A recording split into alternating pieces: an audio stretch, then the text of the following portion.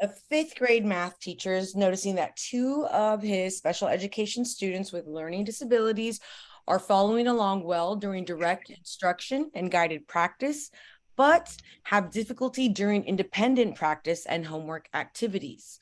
What should be the teacher's first step in helping the student comprehend assignments and activities? Okay, what is the question asking?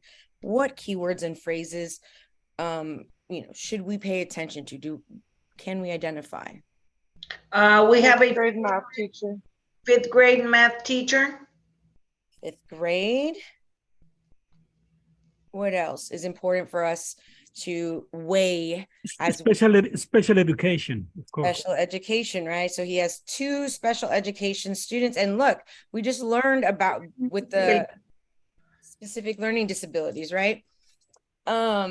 They are following well during direct instruction and guided practice, but have difficulty during independent practice and homework activities. So, to paraphrase, the students with learning disabilities are great when the teacher,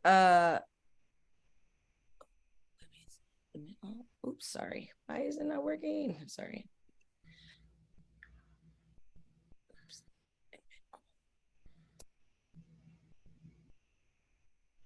All right. And go back and re-highlight our stuff. Fifth grade special ed students, specifically with learning disabilities, follow along great direct instruction, guided practice. They have difficulty during independent practice and homework activities. So we want to help them, right? Find ways. I'm assuming that's the goal, is to help them during independent and homework activities. What should be the teacher's first step in helping the students comprehend assignments and activities? So our goal is to help the students understand, comprehend independent practice and homework activities better. And what should we do first? Let's take a look, and then we will eliminate accordingly after giving each of them, sort of equal chance to be chosen. Reteach confusing concepts and skills. B, work in small groups to support needs. C, check IEP to ensure proper accommodations use. D, meet with the special education teacher to discuss options. So we just reviewed and we've talked a whole bunch about what's best practice. What do you know is not best practice? And you can bet yourself $5 that's not the right answer. We can eliminate A, because by reteaching the concept and skills is not going to help these students. Right. She was already teaching, and they do well while she's there and in instruction and being guided. So something else is at play. What else could we get rid of? And better I think B, as in boy. Yeah, B, work in small groups to support needs. In independent practice is when we want them to be better, right? And homework, their group is not going to be at home either. So that's not going to work, and we can bet ourselves $5 that's not the right answer. What else? We're left with two maybe good answers: checking the IEP first, or talking to the special education teacher first. I think checking IEP first.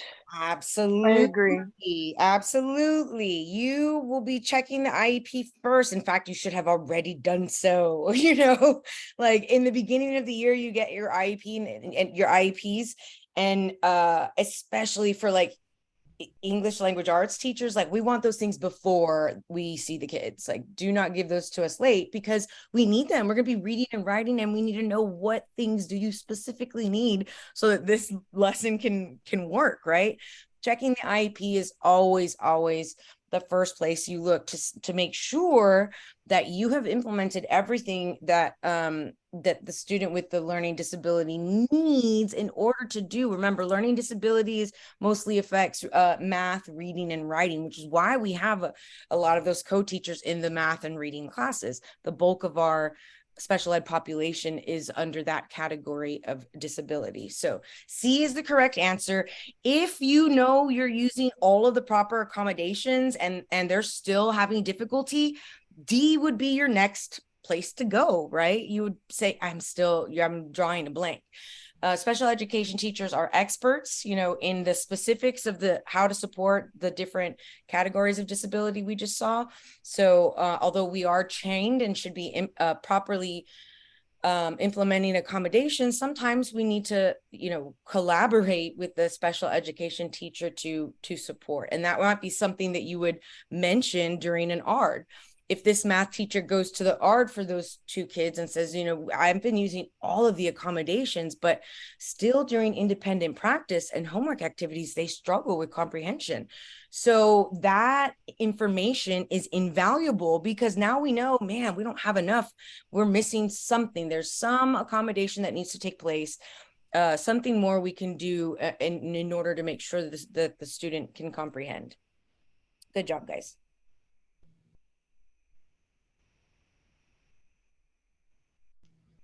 Let me see. I'm going to do that one. Here we are.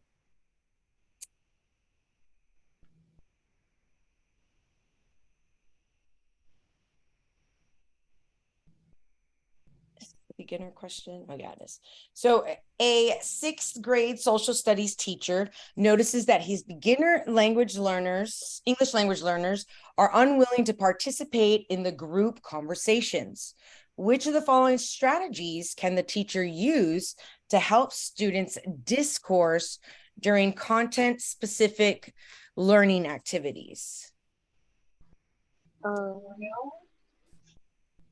Important things in the question are ELLs, beginner Absolutely. ELLs, and 6th grade social studies.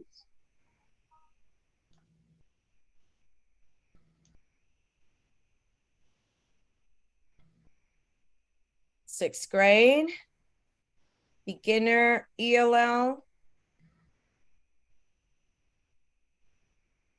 unwilling to participate in group conversations. So what are we looking for? We're looking for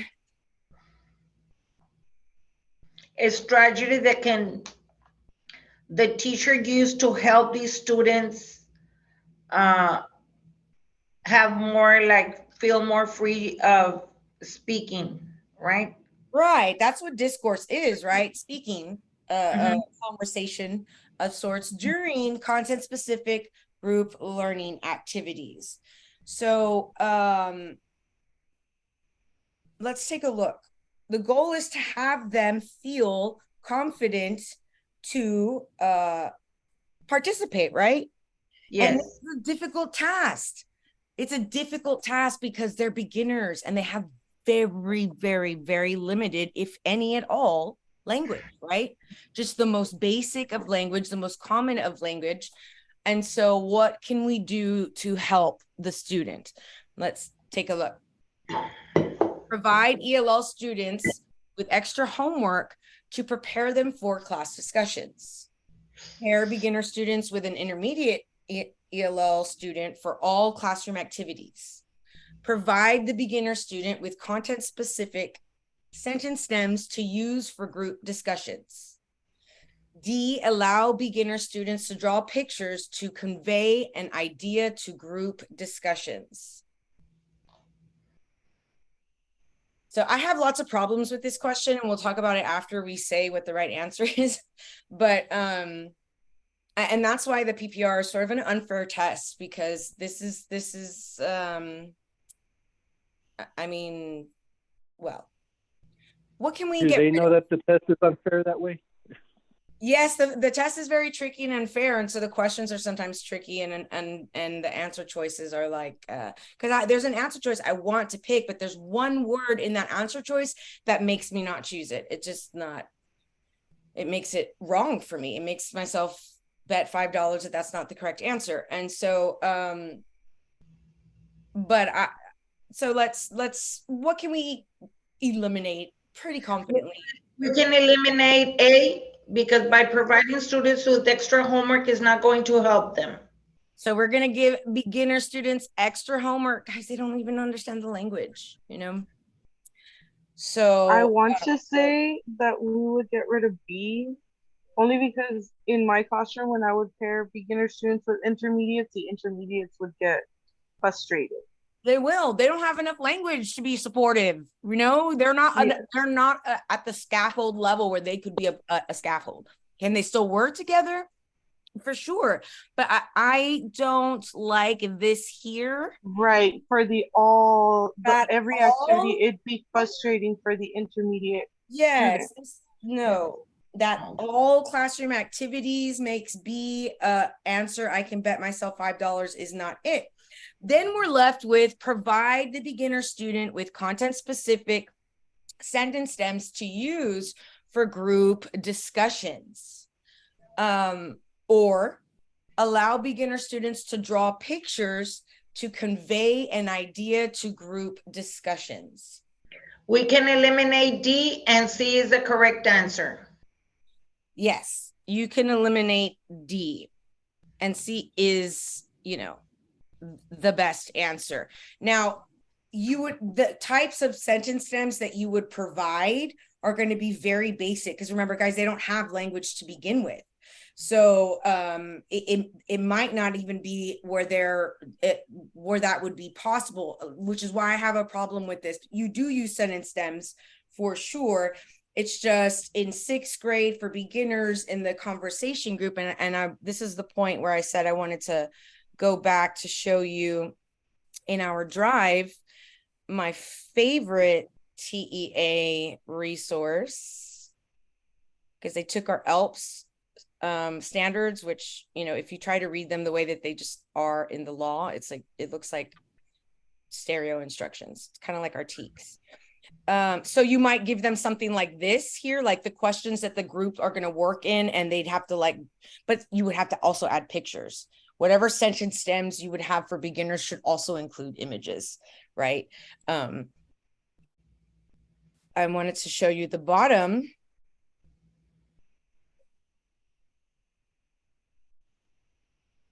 This is my favorite part, because it shows you classroom activities you can use to help in each of the areas of language: listening, speaking, reading, and writing. So simple, complex. Our beginners and our intermediates, they have difficult with a past tense language, past and future tenses. They can only do present tense.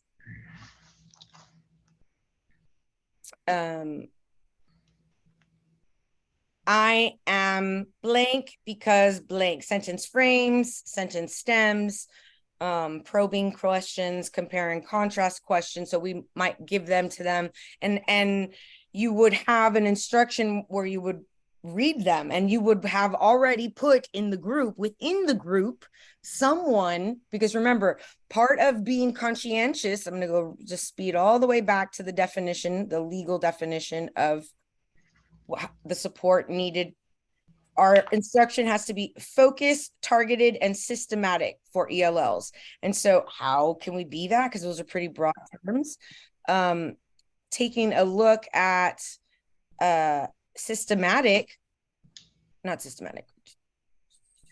focused, organized group configurations to support all ELLs, especially those at beginners and intermediates. So if they're doing group work already, if they're in a group, the teacher for sure has configured that cooperative learning group so that the beginners have support. So somebody is there to help them via question stems, and you wouldn't make them super challenging. I just don't like it that it doesn't explain enough that further has to be done, and not just simply giving them sentence stems. But great job on answering the question. Any questions about this? In my PPR exam, I had that one, and the one I choose was a pair the beginner student with another student for class activity.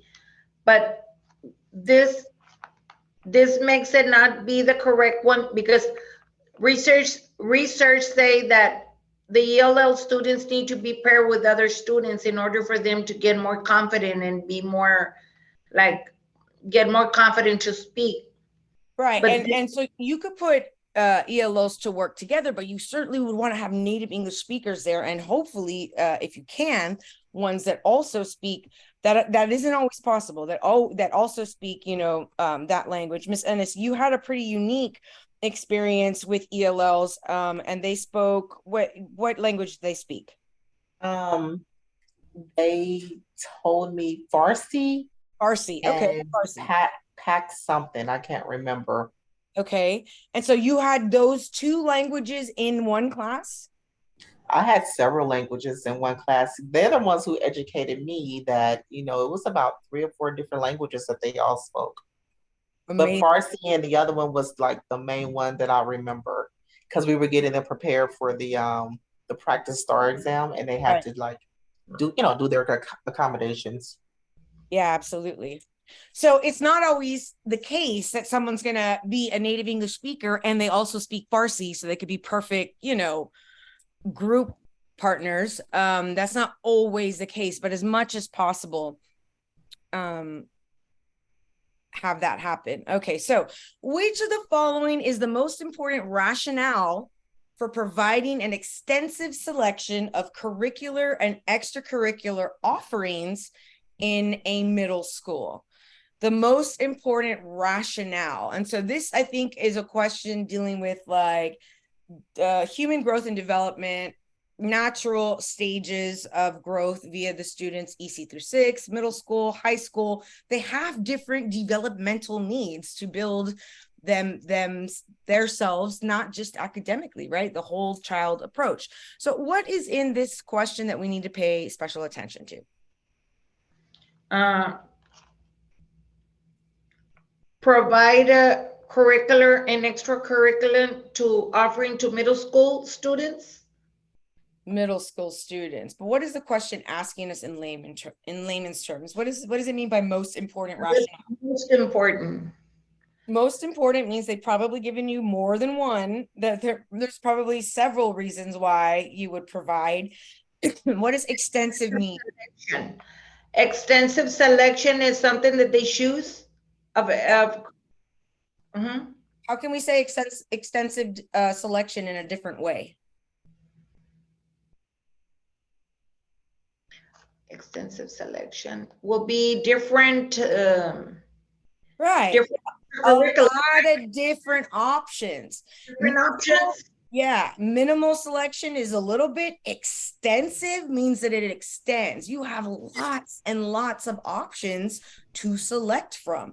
And so this question is asking us, what is the main rationale for providing for students a huge selection of curricular, meaning academic offerings and classes, and extracurricular offerings in middle school? So curricular would be obviously English, math, but there might be a sculpting class and I don't know, they can offer so many varied classes if they want.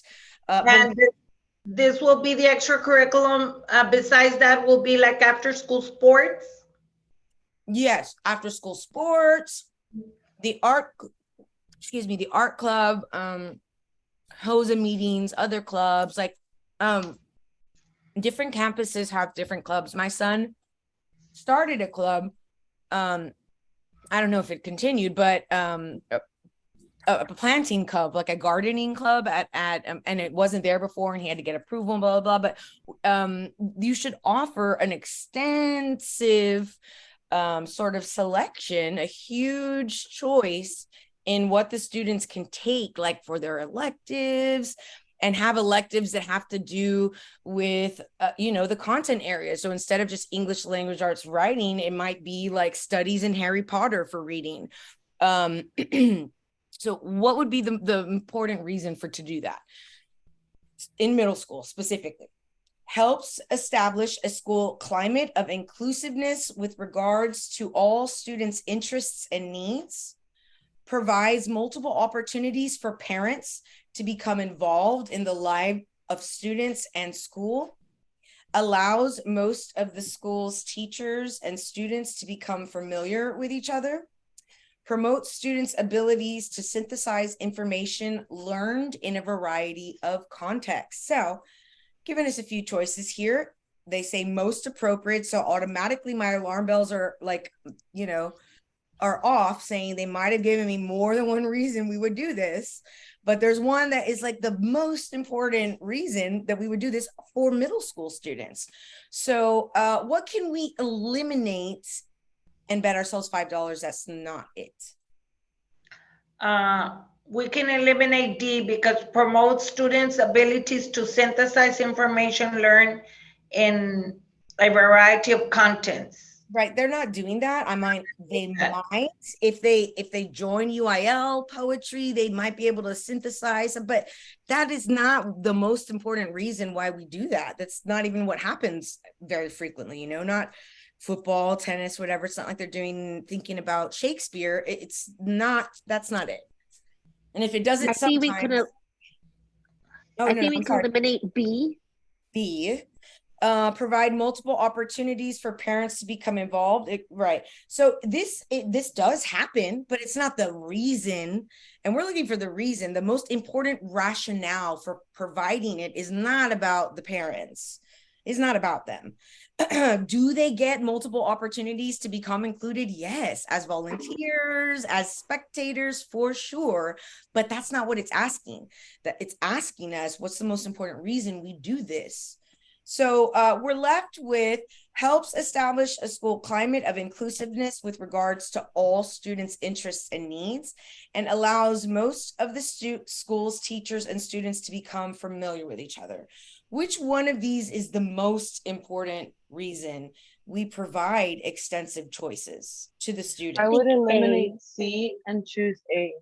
Yes. We can eliminate C, and A is the correct answer because these students need to feel inclusive to their interests and needs. That's the most important thing for middle schools that are developing. Right. They're trying to remember what's important about their growth and development during this particular age is that they're creating their identity and exploring interests and finding their strengths. And we need to have, it's certainly a menu of offerings that supports the needs and interests of the students that we have on our campus, so that they can grow and build their sense of self. Allows most. C is wrong, because that's not the most important reason. I mean, we are supposed to become familiar with our students. It's literally our job, the ones we have in our classroom. But you do get to know more students. This is like something that happens as a result, especially if you're a sponsor. When I sponsored UIL, I had a lot of students that would come to my class, and I didn't have them. I wasn't their teacher, but I taught them how to analyze poetry, or I taught them how to do, speaking skills, presentation skills.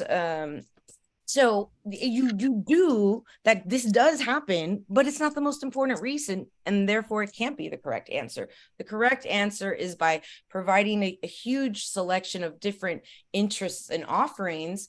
We are making sure that our students feel included. Like, man, there's a Harry Potter fan club or reading group after school. I'm gonna join it, or whatever it is the kids are doing. I'm just saying that because at one point there was a Harry Potter club after school that would read in my classroom, and that was when the books were barely being released, and so it would be a really big deal. And it was pretty cute. But we need to make sure that the students feel like the school is reflective of who they are, and not just like this institution that they have to enter weekly. And in the PPR exam, these are several questions that come from middle school students, and they ask us like that. That's how the test is for the PPR. What is the best option for these 7th grade students? Right. Okay, so whenever students are about to start a new project, their teacher makes a point of reviewing the instructional objectives with the class. In addition, the teacher frequently refers to objectives during the course of the subject. For example, when conferring with the student about his or her work, meeting with a small group of students, including during class discussion. This practice would help students develop a sense of responsibility for their own work, primarily by, all right, that was a lot of stuff. What are they asking us? What's important? What are we doing here? Whether students are about whenever teacher makes a point. Well, it's So- whenever they're starting a new project. New project. So it's before their new project, right? She makes a point of reviewing instructional objectives. Guys, what is an instructional objective? Which is going to What be you have to teaching do. Expectation. target Yeah, of the expectation for learning. Exactly. What we're going to be teaching, what we're going to be doing, the expectation for learning. Like we are going to be able to do X, Y, and Z. It makes it a point of reviewing, I would hope also explaining the instructional objectives for the class. This is actually, step one to framing your lesson, giving the students purpose and direction. Where are we going and what are we expected to get out of this? Okay. In addition to that, before she starts the new project, she also frequently refers to the objectives. And they give us examples of when that might be. So when she's talking to students individually about the work, when she's meeting with small groups of students, I guess while they're doing group work or working together, and during class discussion, when they go back and they're discussing whether they found different things. This practice would help students develop a sense of responsibility for their own work, mainly by. So we want to know, how does this strategy that she does, sort of reiterating and reviewing and keeping the instructional objective in the forefront of the mind of the student. This practice helps students develop a sense of responsibility. How? Let's see. Providing an incentive for them to develop effective time management strategies, encouraging them to recognize connections between the project and their prior learning experiences, providing them with an overview of their learning that impacts a sense of direction and purpose, prompting them to create strategies for systematically organizing the new information they are learning. All right, so what can we get rid of?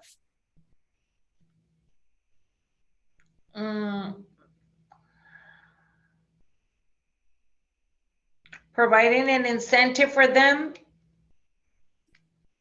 Right, we're not talking about time management, right? Talking about the time management. So we can eliminate A. With super certainty, I'm willing to bet myself $10 that's not the right answer. We're not talking about time management. We're talking about sense of responsibility connected to the reviewing and repetition of saying that what are we doing, guys? What's the goal? What's the expectation? So what else can we get rid of? Eliminate B because I don't like the connection between the project and their prior. We're not asking that either. They encourage them to recognize connection between the project. Okay, yeah, I see what you're saying, but I'm not 100% there yet on that one. Like I like that one. That's not the first one I would eliminate. I would eliminate D before I would eliminate B. D, promoting them to create strategies. Yes, we can eliminate strategies for systematically organizing new information. So by my reminding them of or reviewing the objective or objectives, will that help them organize the new information? No. And will it help them? What will it prompt them to create strategies? Yes. Or systematic organizing the new information they learn. I don't think I'm willing to bet $5 D is not the right answer, because they're not going to be systematically organizing the new information. It's not about organization of the information or even creating strategies to organizing it. It's about completing the objective for which, by the way, let's not forget, is a new project, right? They started a new project. The learning objective is about that project. So let's go back to what we have left. We have B and C, and Ms. Ramos likes B for the chopping block. Let's see what C is before we eliminate B. Providing them with an overview of their learning that impacts a sense of direction and purpose. Running them with an overview of their learning.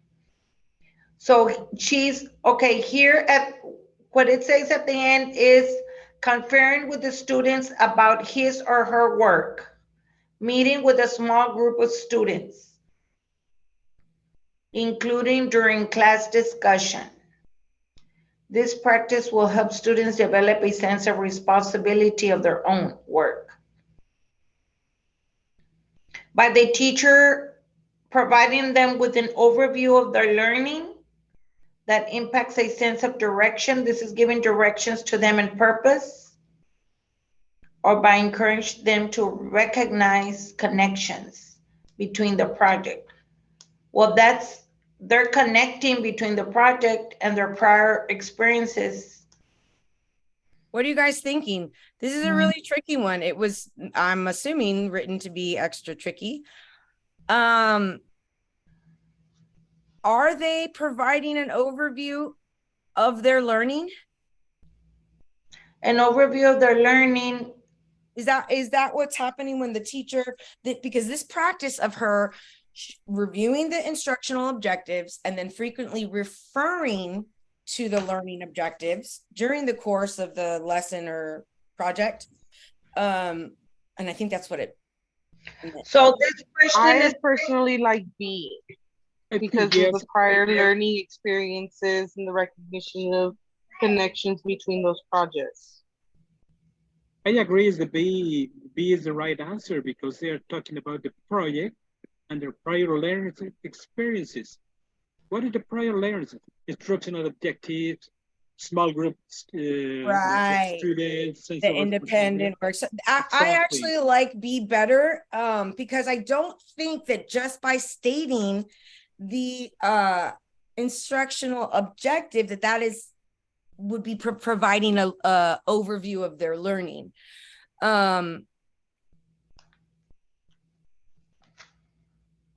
Yeah, I definitely like B better, guys. Encouraging them to recognize the connections between the project. I mean, the project is measuring the instructional goal and having reflecting back on the experiences, I guess, throughout the project, like you said, Mr. Torres, during the small group, large class, independent, one-on-one, and making the connection between the learning experiences and the project. But the learning experiences and the project itself are what makes the objective, sort of, right? Yes.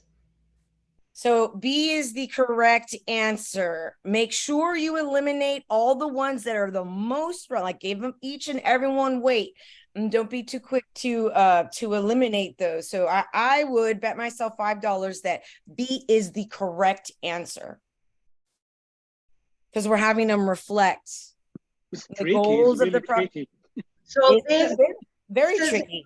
This scenario is telling us that the teacher is modeling and providing an overview, right, for these students. So the best is encouraging them to recognize connection between the project and their prior learning experiences. Right.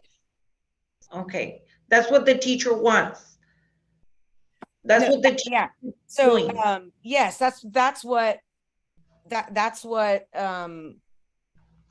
primarily will help them. Because they're going to take ownership of their learning experiences and see the connection between the learning objective. And so as she's doing this, and this is great because this teacher is doing this in her classroom. Let's say that she's a 5th grade teacher, right? And she's doing this in her classroom. Even if those 5th graders go and she does it consistently all year long, she does it.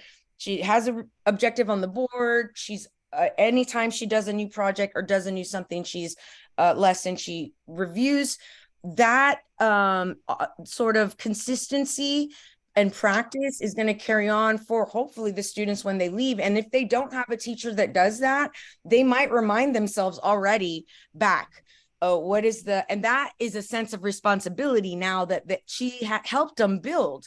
They now know what the learning objective is and can make the connection between the experiences, learning experiences, and the goal. Okay, thank you, Ms. Sauceda. So the teacher is helping the students build the sense of responsibility. Right.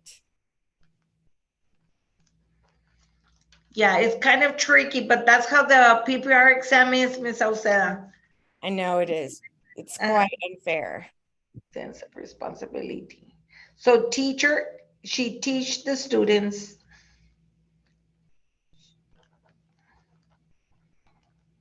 She just reminds them frequently, reviews it frequently. By reviewing it at the forefront of, you know, the mind. Modeling, by modeling, the teacher is also reviewing. She's explaining, right? When a teacher models, she's explaining, she's giving the explanation. That's correct. Model. Explaining.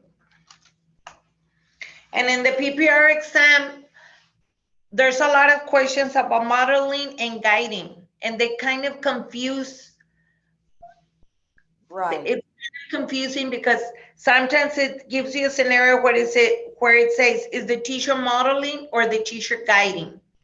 But there's two different things, right? When the teacher so let's say that I was going to model for you guys how to do like the box method for multiplication. I'm going to multiply 10 times 23. So I have 20 here. Wait, I suppose it doesn't matter. And 3 over here. And I have just, I guess, 10 here and 0 here. I don't know. I'm not doing a very good job. But so I'm modeling. And if I were guiding you, I would have the students do it, but I would be guided practice. So, and if I were to say, okay, 10 times 20, guys, what's that? 10 times 20. And then y'all would answer 200. So that's guided practice. And modeling is I'm just doing it and showing you how to do it. Guided is we're working together. Like I'm still doing it and guiding it and telling you the first step is we start here and we're going to multiply these. And now we're going to multiply this. 10 times 3 is 30, right? And then 0 times 20 is 0. And 0 times 3 is 0. And so the answer is 230. So that's me modeling. Yes. I'm sorry for interrupting. So this is kind of like the I do, we do. Yes, you do. I do, we do, you do. That's exactly it. I do is modeling. We do is guided. And you do is independent practice. That's exactly right. That's how you should remember it. I do is modeling, guided is we do, right? Correct. We do. Mm-hmm. I don't know if Ms. Ennis got these questions of modeling and guiding, but I did in my PPR exam. Did you get something like that, Ms. Ennis? She left already. She had to leave, but she'll be back on Wednesday. Okay. All right, guys, I'm going to let you go. We've almost been here for a couple of hours. Again, I thank you so much for, you know, your dedication to passing this exam, your dedication to education. You guys are the real MVPs. All teachers are the real MVPs. I'll say it until my last breath. So again, thank you. And let me know if you need anything. Send me a text message or an email, and I'll see you on Wednesday with more questions. Thank you, Ms. Sauceda. Ms. Sauceda, I had a question. I wanted to test in July. I don't know. I'm preparing myself, and I think I'm ready. I just want to do a deep review by this month. I don't know if you can open my exam if possible. Yeah, I think that's possible so that you can schedule it for the end of the month, and then we'll hit it hard during July and get it done. Yes, that way I have all this summer to hit it hard and put all my effort and be ready. Okay? Yes, yes, absolutely, absolutely, Ms. Ramos, and congratulations to Ms. Garza for passing her exam. Yay. Yay, yes, she did an Thank amazing job. you. Yes, Congratulations, Ms. Garza. Good Thank you, Ms. job. Sauceda. See you soon. yes. See you Thanks a guys lot. soon. All right. Thank you, Miss See Stephanie. you Wednesday, Miss Sauceda. See you Yes, I'll see Wednesday. you guys on Wednesday. Have a beautiful weekend and a lovely 4th of July, guys. Thank you, Oh, same. yeah, thank you. Likewise. Thank you. Thank you. All right. Enjoy with your Bye. family. Yes, ma'am.